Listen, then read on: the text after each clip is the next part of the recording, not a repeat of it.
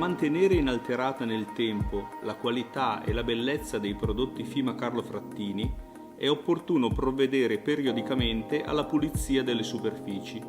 Si raccomanda come prima cosa per la pulizia l'utilizzo di un detergente neutro tipo sapone di Marsiglia oppure in alternativa l'utilizzo del prodotto Fima Clean, detersivo liquido.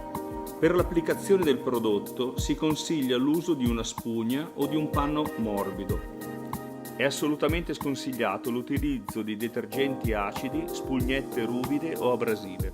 È molto importante che il prodotto non venga spruzzato sulla superficie del rubinetto, ma venga applicato direttamente sulla spugna.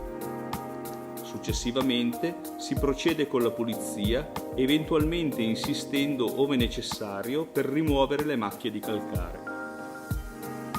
Terminata questa operazione, si deve sciacquare la spugna e con questa sciacquare il rubinetto per rimuovere il detergente da tutte le superfici evitando cumuli.